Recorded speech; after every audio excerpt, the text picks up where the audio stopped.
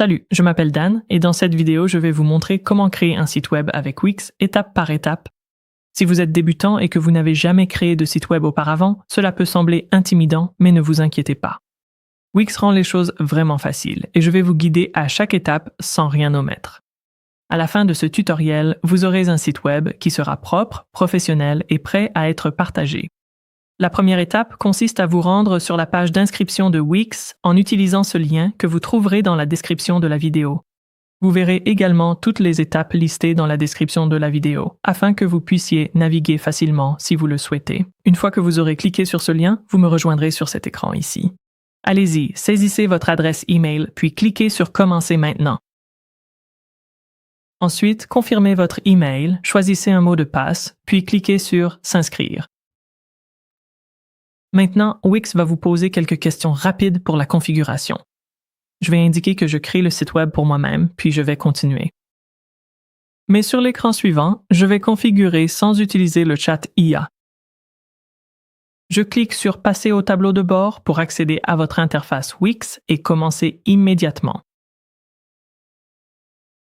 Ici, vous verrez le tableau de bord Wix, qui est en fait l'arrière-plan de votre site web. En haut à gauche, vous pouvez voir le nom de votre site et si vous cliquez ici, vous pouvez créer un nouveau site. Et puis ici à gauche, vous avez votre menu de navigation. Cela vous donne accès à toutes sortes de paramètres et de fonctionnalités pour votre site web. Il y a des éléments comme vos ventes, vos applications, les analyses et plus encore. Pour l'instant, nous n'avons pas besoin de nous préoccuper de tout cela, mais il est bon de savoir que tout se trouve toujours ici sur le tableau de bord. Ce que nous voulons faire en premier, c'est commencer à concevoir notre site web. Alors, allons-y et cliquons sur « Concevoir le site » en haut à droite. Et maintenant, vous avez deux options pour concevoir votre site web. En haut, vous verrez que vous pouvez concevoir votre site avec Aria, qui est l'IA de Wix. Vous décrivez ce que vous voulez, et elle générera un site pour vous. Et sous Aria, vous pouvez commencer avec un modèle. J'ai essayé Aria et même si c'est une fonctionnalité intéressante, cela peut prendre plusieurs minutes à générer et j'ai trouvé les résultats un peu lents et maladroits à utiliser. Vous pourriez avoir plus de chance avec, alors n'hésitez pas à l'essayer. Mais pour ce tutoriel, nous allons choisir un modèle car je pense que vous obtiendrez un résultat beaucoup plus professionnel et peut-être même plus rapidement. Donc, dans la section Modèle, cliquons sur Voir tout. Et à partir d'ici, vous pouvez effectuer une recherche dans la barre de recherche ou naviguer par type ou secteur d'activité pour essayer de trouver un modèle qui vous plaît. Vous remarquerez que beaucoup de ces modèles sont étiquetés comme Wix Harmony. Harmony est le nouvel éditeur de Wix. Il offre en quelque sorte un compromis entre leur approche basée sur l'IA et leur modèle classique, ce qui vous propose une expérience de conception guidée. Pour ce tutoriel, nous allons utiliser un modèle classique. L'éditeur classique existe depuis plus longtemps. Il est plus stable et je pense que c'est le choix le plus simple à suivre pour un débutant. Une fois que vous aurez suivi ce tutoriel et créé votre premier site, vous pourrez toujours revenir et expérimenter avec un modèle Harmony. Je vais rapidement vous montrer à quoi ressemble cet éditeur Harmony au cas où vous tomberiez amoureux de l'un de ces modèles et voudriez savoir à quoi vous attendre. Donc, je vais chercher « Conseil en entreprise », je vais faire défiler la page et essayons celui-ci. Vous pouvez toujours cliquer ici pour voir un modèle et si vous n'êtes pas satisfait après l'avoir consulté, vous pouvez revenir au modèle. Dans ce cas, nous allons revenir à ce modèle et cliquer sur « Modifier ». Comme vous pouvez le voir, la barre d'outils en haut est assez minimaliste et l'éditeur reste vraiment centré autour de ce panneau de discussion à droite. Ainsi, vous pouvez utiliser Aria. Elle sera là juste à côté de vous pendant que vous travaillez, vous proposant des suggestions et des conseils sur la façon dont vous souhaitez modifier votre site. Mais maintenant que vous avez vu à quoi ressemble l'éditeur Harmony, créons un nouveau site en utilisant le modèle classique et poursuivons le tutoriel à partir de là. Pour ce faire, allez en haut à gauche et cliquez sur le logo Wix, puis allez dans le tableau de bord. Pour l'instant, vous pouvez fermer ce premier onglet et sous « Mon site 1 », créons un nouveau site. Nous allons à nouveau configurer sans chat, passer directement au tableau de bord. Et avec un nouveau site indiqué ici, nous pouvons cliquer sur « Concevoir le site » pour celui-ci. Vous voulez être satisfait du modèle que vous choisissez, donc c'est pratique avec Wix, car vous pouvez créer plusieurs de ces sites pendant que vous vous préparez. Je vais cliquer sur « Voir tout » pour les modèles, puis je vais chercher par secteur et aller dans « Voyage et tourisme ». Je fais défiler vers le bas et celui-ci me plaît. Pour ce tutoriel, je vais créer autour d'une entreprise de circuits photographiques, donc ce modèle convient parfaitement. Mais encore une fois, n'hésitez pas à parcourir et à choisir le modèle qui convient le mieux à votre type de site web. Pour commencer avec ce modèle, je vais cliquer sur « Modifier ». Même avec un modèle qui utilise un éditeur classique, vous pouvez améliorer le contenu de remplacement en utilisant l'IA avec seulement quelques invites simples. Même si vous ne souhaitez pas passer trop de temps sur cette invite, elle peut vous aider à générer des idées pour le texte de votre site web. Je vais donc saisir quelque chose d'assez simple, puis cliquer sur « Générer le texte du site ». Et une fois que c'est généré, vous verrez entièrement l'éditeur classique de Wix. En haut à droite, vous verrez les contrôles de zoom. Vous pouvez donc zoomer complètement, mais je trouve qu'il est utile de créer votre contenu en étant dézoomé à 50%. Ici, en haut à gauche, vous verrez sur quelle page nous nous trouvons. Et si vous cliquez sur ce menu déroulant, vous pouvez l'utiliser pour naviguer vers différentes sections de votre site. Pour l'instant, restons sur la page d'accueil. Sur la gauche, vous avez tous vos différents outils et vous remarquerez également un bouton ici qui permet de basculer entre la vue ordinateur et la vue mobile. Pour l'instant, nous allons rester en vue ordinateur et nous reviendrons à l'optimisation mobile plus tard dans le tutoriel. Je vais donc cliquer sur « Ignorer » ici, repasser en mode bureau puis dézoomer à nouveau. Chaque page de votre site web est composée d'une ou de plusieurs sections. Vous pouvez considérer chaque section comme un grand bloc de contenu qui s'empile au-dessus du suivant. Si jamais vous souhaitez réorganiser ces sections, il vous suffit de survoler l'une d'elles puis d'utiliser la flèche qui apparaît pour déplacer la section vers le haut ou vers le bas. Et évidemment, nous voulons que cette section d'accueil soit en haut de notre page d'accueil, donc si jamais vous faites un changement que vous souhaitez annuler, vous pouvez toujours cliquer sur le bouton « Annuler » ici dans la barre d'outils en haut. Et cela vous ramènera à l'endroit où vous étiez juste avant. À l'intérieur de chaque section, vous trouverez un ensemble d'éléments individuels. Des éléments comme le texte, les images et les boutons. Ils constituent tous le contenu de cette section d'accueil. Et ce sont ces éléments que nous allons modifier tout au long de ce tutoriel. Pour modifier n'importe quel texte sur la page, lorsque vous êtes à 50%, vous pouvez cliquer sur la section, puis cliquer sur « Modification rapide ». Cela vous permettra de modifier rapidement tout le contenu de la section. Ou bien, vous pouvez zoomer à 100% et cliquer sur l'élément que vous souhaitez modifier. Un petit menu va alors apparaître. À partir de là, vous pouvez modifier le texte et vous avez quelques autres options. Une fois que vous cliquez sur « Modifier le texte », un panneau s'ouvre à droite.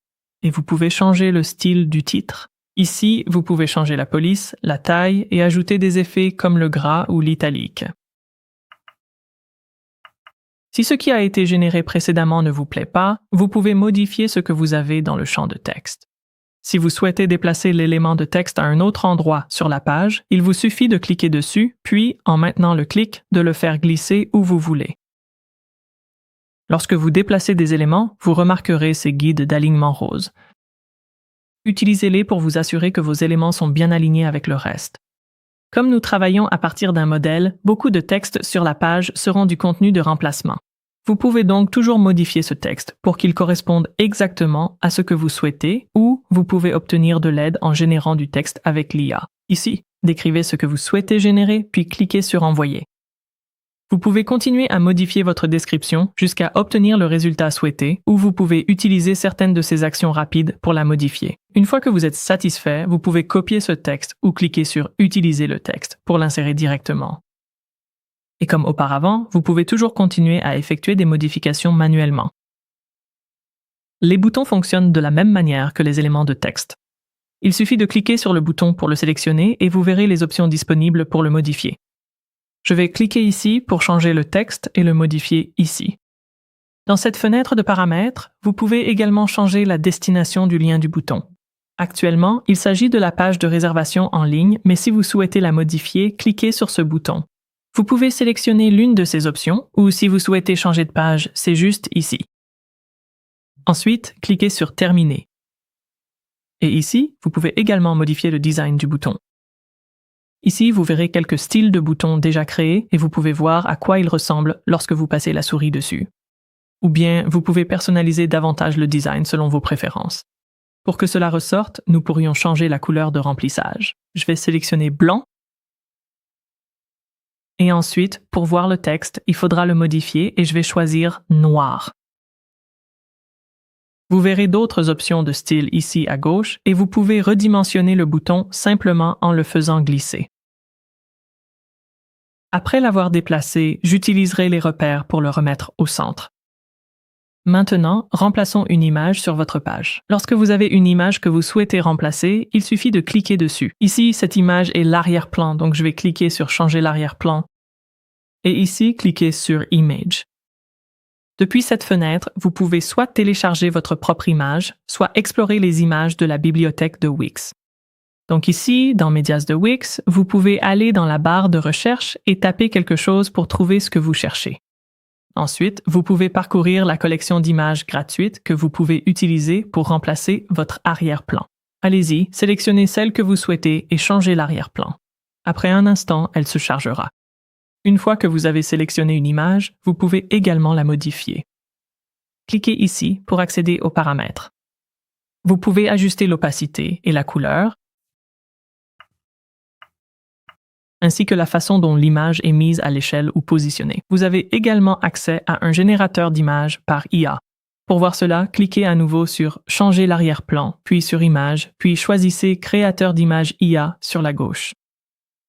Ici, vous pouvez décrire votre image, choisir un style, puis cliquer sur « Créer une image ». Si ce qui est créé ne vous plaît pas, vous pouvez réessayer ou bien vous pouvez aussi importer vos propres images. Laissez-moi vous montrer ça rapidement. Je vais cliquer sur « Annuler » et « Quitter », puis je vais cliquer sur « Importer des médias ». Ici, vous pouvez obtenir vos images à partir de plusieurs sources différentes, mais je vais importer depuis mon ordinateur. Après avoir sélectionné une image, cliquez sur « Ouvrir », puis elle sera importée. Une fois l'image importée, vous pouvez la sélectionner et cliquer sur « Changer l'arrière-plan ». De plus, modifier l'image est facile et vous pouvez cliquer sur ce bouton juste ici. Cela ouvre le studio photo et vous avez accès à toutes sortes d'outils d'édition directement dans Wix. Ici, je peux éclaircir légèrement cette image, augmenter les ombres et vous pouvez aussi ajouter une teinte de cette façon. Si jamais vous avez besoin d'assombrir ou d'éclaircir une image pour mieux voir le texte, c'est une bonne façon de le faire. Lorsque vous êtes satisfait de vos modifications, cliquez sur « Enregistrer ». Et ne pensez pas que vous devez conserver tout le contenu du modèle sur votre site web. Dézoomons et trouvons du contenu que nous voulons supprimer. Je vais faire défiler vers le bas et je n'aime pas trop cette section, donc je vais zoomer, la trouver. Fermez ceci et pour tout élément que vous souhaitez retirer de votre page, il vous suffit de cliquer dessus puis d'aller dans le menu à 3 points et de cliquer sur Supprimer. Ou bien, vous pouvez aussi faire un clic droit et supprimer directement ici. Et cela fonctionne de la même manière si vous souhaitez supprimer une section entière. Il suffit de faire un clic droit sur la section elle-même et de cliquer sur « Supprimer ». Voyons maintenant comment ajouter du nouveau contenu à vos pages. Je vais faire défiler vers le haut et ajoutons quelque chose à notre page à propos. Avant de le faire, enregistrons ce que nous avons fait jusqu'à présent. La sauvegarde automatique est activée, mais c'est une bonne habitude, juste pour être sûr. Nous nous occuperons du domaine plus tard, donc pour l'instant, cliquez simplement sur « Enregistrer » et « Continuer ». Ensuite, nous allons changer de page et cliquer sur « À propos ». Avant d'ajouter du contenu, je vais dézoomer. De cette façon, nous pouvons voir à quoi ressemble la page pour l'instant. Puis, dans la barre d'outils à gauche, cliquons sur ce bouton pour ajouter une section. Vous verrez ce panneau s'ouvrir avec tout un tas de modèles de sections préconçus parmi lesquels choisir. Si vous voulez vraiment partir de zéro, vous pouvez choisir une section vierge, mais je vous recommande de parcourir les modèles pour vous faire gagner du temps. Je vais donc annuler la section vierge, cliquer ici pour ajouter une section et je veux ajouter une section pour mon équipe. Je vais cliquer sur Équipe à gauche et faire défiler certains de ces modèles. Ensuite, pour en ajouter un, je clique dessus et vous pouvez le faire glisser n'importe où sur la page. Après avoir ajouté votre modèle de section, vous pouvez le modifier librement, par exemple en supprimant des éléments. Vous pouvez réorganiser certains des éléments existants que vous souhaitez conserver. Et vous pouvez ajouter de nouveaux éléments à l'intérieur de la section que vous avez ajoutée. Sur la gauche, cliquez sur ce bouton « Plus » pour ajouter des éléments et vous verrez toutes les différentes choses que vous pouvez ajouter à votre page. je vais ajouter un bouton et j'utiliserai l'un de ces styles de boutons thématiques pour qu'ils correspondent automatiquement au reste du site. Pour l'ajouter, il me suffit de le faire glisser et de le déposer dans la section que nous avons ajoutée. Une fois le bouton placé sur la page, je veux créer un peu plus d'espace, donc je vais cliquer sur le bord de cette bande et la faire glisser vers le bas. Ensuite, je peux repositionner le bouton en m'assurant qu'il est bien centré. Pour rester cohérent avec le style de cette section, je vais modifier le design du bouton, le personnaliser et apporter mes changements. Une fois que vous avez apporté les modifications à votre nouvel élément, vous pouvez dézoomer pour évaluer l'apparence de la page. Dans ce cas, je vais probablement faire descendre un peu plus cette section, donc je vais rezoomer pour faire mon ajustement. Je vais donc diminuer la taille de cette section, pour qu'elle puisse s'adapter parfaitement à l'ensemble. Et je vais ajuster mon bouton une fois de plus. Voyons maintenant comment gérer les pages de votre site web. Si vous remontez en haut de la page, vous pouvez voir ce menu de navigation que vos visiteurs utiliseront pour se déplacer sur votre site. Pour gérer son fonctionnement, retournez à gauche et cliquez sur « Pages et menus ». À partir de là, vous verrez une liste de toutes vos pages et, selon votre modèle, si une page ne vous est pas utile, vous pouvez cliquer sur le menu à 3 points de n'importe quelle option. Et vous pouvez les masquer. Si nous remontons, vous pouvez voir que « Réserver en ligne » n'apparaît plus dans le menu. Je vais garder celle-ci visible car elle est importante pour mon site, donc je vais cliquer sur les 3 points et sélectionner « Afficher ». Pour ajouter une nouvelle page au site, il suffit de cliquer sur le bouton « Ajouter une page » juste ici. Depuis cet écran, vous pouvez ajouter une page complètement vierge, mais encore une fois, je vous recommande d'essayer de choisir une page modèle qui correspond à ce que vous souhaitez. Dans Project, quelque chose comme ceci pourrait bien fonctionner si je voulais présenter l'une des visites. Une fois que vous en trouvez une, cliquez sur « Ajouter une page ». Vous pouvez ensuite la renommer et cliquer sur « Terminer ». Vous verrez que la nouvelle page est automatiquement ajoutée au menu du site, et si vous ajoutez des pages dont vous ne voulez plus, vous pouvez aussi les supprimer. Ici, je vais confirmer la suppression. Ensuite, configurons un formulaire de contact pour notre site web. Retournez à la page d'accueil et faites défiler vers le bas jusqu'à ce que vous trouviez le formulaire. Le mien, c'est cet élément juste ici. Ensuite, cliquez sur « Modifier le formulaire ». Cela ouvrira automatiquement les paramètres du formulaire dans votre tableau de bord. La première chose que vous pouvez faire est de modifier le nom de votre formulaire. C'est particulièrement important si vous prévoyez d'en avoir plusieurs, mais je vais garder le mien comme « Contact ». Ici, vous pouvez revenir à la vue d'édition. Ensuite, vous pouvez modifier ou ajouter les champs que vous souhaitez recueillir auprès des personnes qui remplissent votre formulaire. J'ai déjà le nom et l'email sur ce formulaire, mais je pourrais ajouter le numéro de téléphone pour être sûr de pouvoir les contacter de plusieurs façons. Lorsque vous avez un champ sélectionné, vous verrez les paramètres du champ qui apparaîtront sur la droite. Vous pouvez masquer ou afficher le champ. Vous pouvez le dupliquer ou le supprimer directement ici. Dans les paramètres, une chose que vous pourriez vouloir faire est de rendre les champs obligatoires grâce à ce bouton ici. Et vous pouvez ajouter un texte d'exemple pour montrer aux gens le format dans lequel vous souhaitez que les numéros soient saisis. Une fois que vous avez ajouté tous les champs souhaités et que vous avez modifié les paramètres des champs ajoutés, cliquez sur « Enregistrer ». En haut, vous pouvez sélectionner « Aperçu ». Cela vous montrera à quoi ressemble votre formulaire. Et vous pouvez apporter des modifications si quelque chose ici ne vous plaît pas. Vous pouvez cliquer sur Paramètres, ce qui vous permettra de personnaliser davantage d'éléments concernant votre formulaire. Et vous n'en aurez pas encore, mais vous pouvez consulter les soumissions ici. Je vais fermer ceci et de retour sur notre page d'accueil, nous pouvons voir que notre champ de téléphone nouvellement ajouté s'affiche. Vous pouvez modifier les éléments de texte en haut du champ ici, comme n'importe quel autre élément de texte, et vous pouvez apporter d'autres modifications au formulaire en utilisant ces paramètres. Voici son nom, ici la mise en page et le design, et si vous cliquez sur Gérer, vous pouvez toujours voir vos soumissions en cliquant sur Gérer les formulaires. Cela vous ramènera au tableau de bord des formulaires et des soumissions, et vous avez toutes vos options ici. Je vais fermer ceci pour revenir à l'éditeur. Et je vais fermer ceci. Maintenant, mettons à jour la carte sur votre site web. Si votre modèle comporte une carte, faites défiler la page vers le bas pour la trouver. Si votre modèle n'a pas déjà de carte, vous pouvez facilement en ajouter une. Cliquez sur l'icône « Plus » dans la barre d'outils à gauche pour ajouter un élément. Ensuite, sous Contact et Formulaire, choisissez Carte pleine largeur dans la section Google Maps.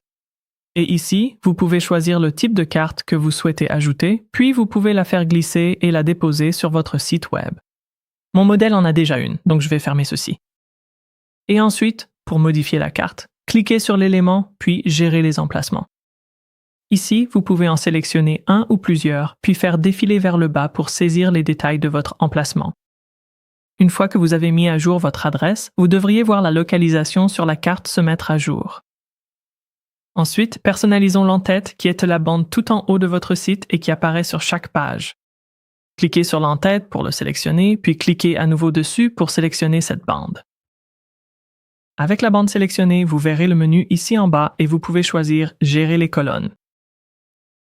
Pour l'instant, vous verrez que nous avons 2 colonnes et vous pouvez les sélectionner en cliquant ici.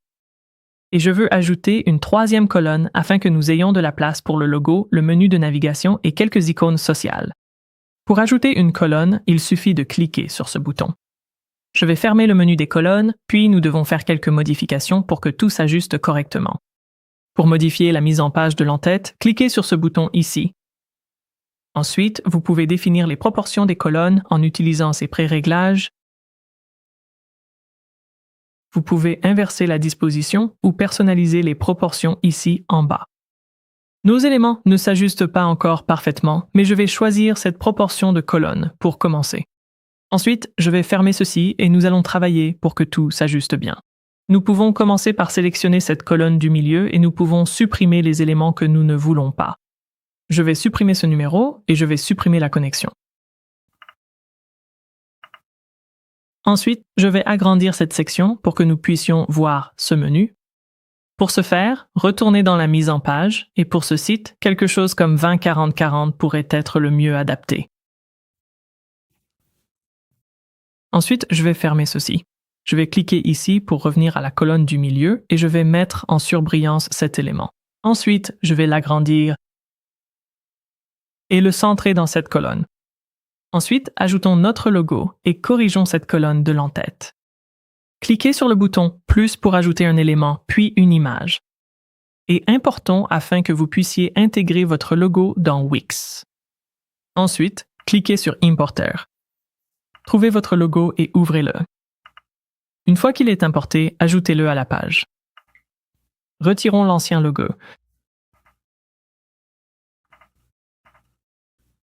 Et l'ancien texte. Nous allons prendre le nouveau, le redimensionner et le positionner plus correctement dans l'en-tête. Dans la 3e colonne, je veux ajouter des icônes de réseaux sociaux, donc je vais sélectionner les informations déjà présentes et les supprimer. Ensuite, je vais cliquer sur l'icône plus pour ajouter un élément et chercher Social. Ici, vous pouvez trouver plusieurs styles de barres sociales et je vais choisir celle-ci. Pour l'ajouter, il suffit de faire glisser et déposer. Pour personnaliser les icônes afin qu'elles mènent à vos réseaux sociaux, cliquez sur ce bouton ici. Ensuite, pour chaque icône, vous pouvez changer le titre et la page sociale vers laquelle elle redirige. S'il y a des réseaux sociaux que vous ne souhaitez pas inclure, survolez-les simplement puis supprimez-les. Lorsque vous avez terminé, cliquez sur « Terminer ». Et enfin, une fois que vous avez le contenu souhaité dans votre en-tête, vous pouvez faire un dernier passage pour réorganiser et redimensionner chaque élément comme il faut. Pour moi, ici, il est évident que nous voulons réduire la hauteur de cette section et je vais déplacer mes éléments pour pouvoir la réduire davantage.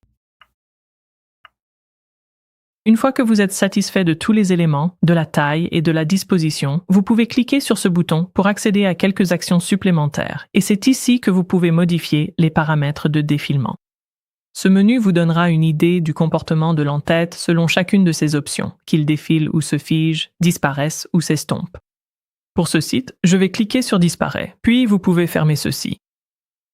Maintenant que votre en-tête est prêt, voyons comment modifier les couleurs et les polices sur l'ensemble de votre site. Dans la barre d'outils à gauche, cliquez sur Design du site, puis cliquez sur Thème de couleurs.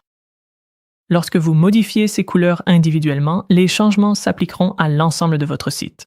Si vous souhaitez modifier les couleurs d'accentuation, par exemple, vous pouvez cliquer sur cette couleur pour la modifier et vous verrez cette section se mettre à jour en direct. mais je vais annuler cela pour l'instant. Ou, si vous souhaitez essayer un tout autre style, vous pouvez cliquer ici sur « Changer le thème de couleur ». Vous pouvez générer un thème de couleur à partir d'un logo ou d'un texte, ou bien faire défiler certains de ces thèmes proposés. Si vous en choisissez un, il s'appliquera à votre site web en un seul clic. Je vais garder le thème de couleur actuel. Vous pouvez également faire la même chose avec le texte et la police sur l'ensemble de votre site. Je vais revenir en arrière, puis encore une fois, et ici vous pouvez vérifier le thème du texte. Vous pouvez choisir la police de vos titres ou celle de vos paragraphes, ou bien changer le thème du texte ici. Si vous en sélectionnez un, il sera appliqué à l'ensemble de votre site.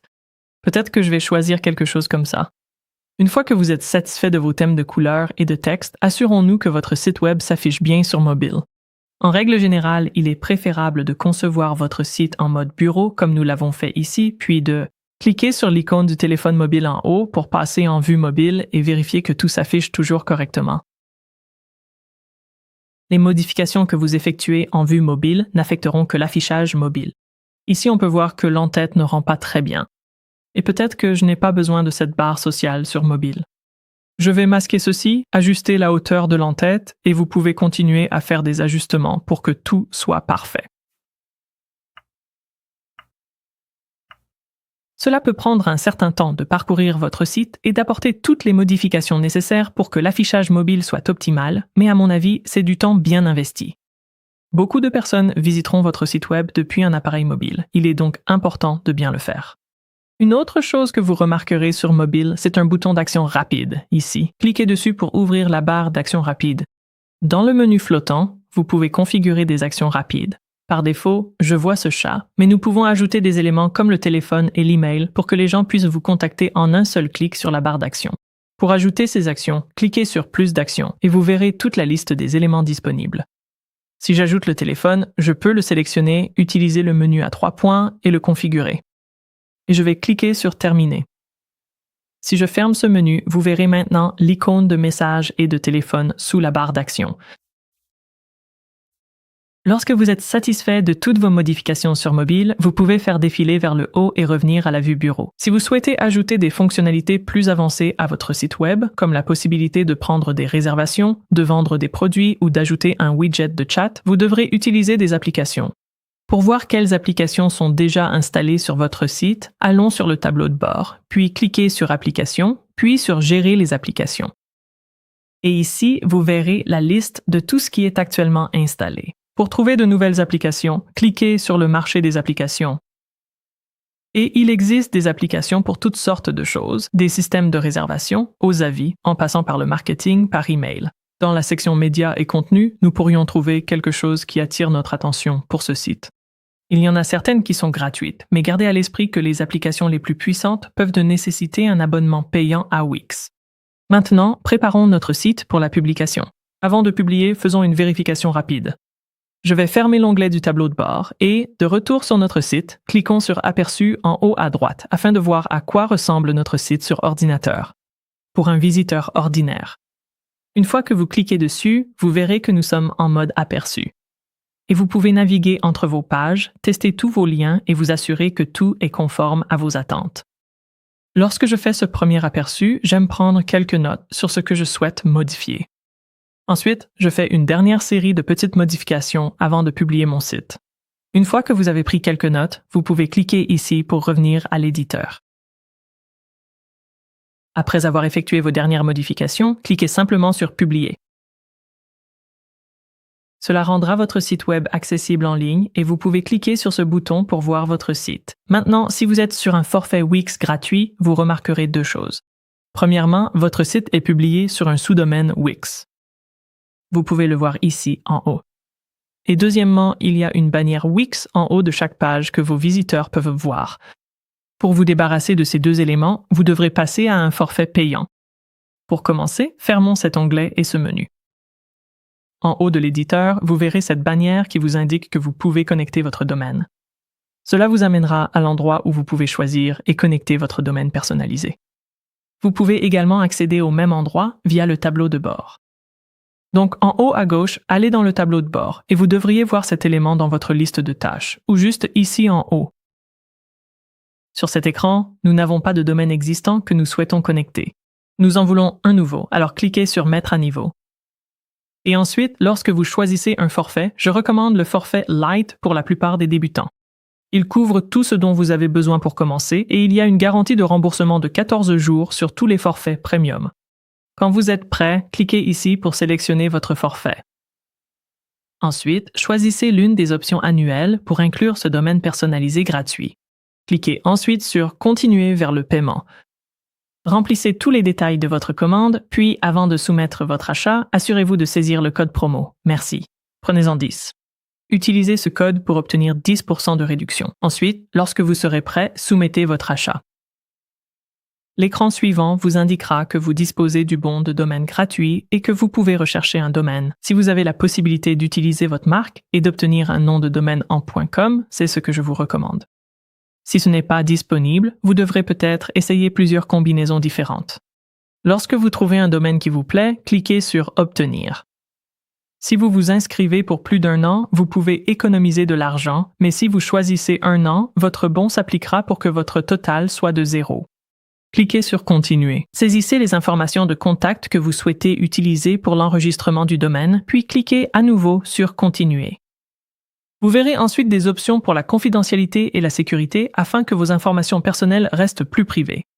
C'est relativement abordable et cela peut vraiment réduire le nombre de courriels indésirables que vous recevez. Encore une fois, cliquez sur Continuer. Enfin, validez votre achat. Et voilà, votre domaine personnalisé est pris en charge. Notez simplement qu'il peut s'écouler un certain temps avant que votre site web ne soit en ligne sur le domaine que vous venez d'acheter. Je vais fermer quelques onglets pour que nous revenions à notre tableau de bord.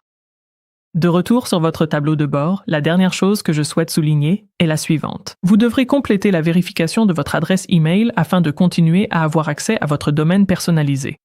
Si vous ne l'avez pas encore fait, allez dans votre boîte de réception. Trouvez l'email de Wix avec un objet qui ressemble à celui-ci. Faites défiler vers le bas et cliquez ici pour vérifier. Ensuite, il vous suffit de vérifier vos informations. Vous pouvez fermer cet onglet ainsi que votre messagerie. Ici en haut, vous pouvez gérer le domaine.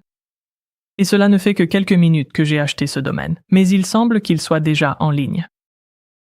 Si vous n'avez fait que suivre jusqu'à présent, assurez-vous d'utiliser le lien dans la description pour commencer. Merci d'avoir regardé et faites-moi savoir quelles questions vous avez dans les commentaires ci-dessous.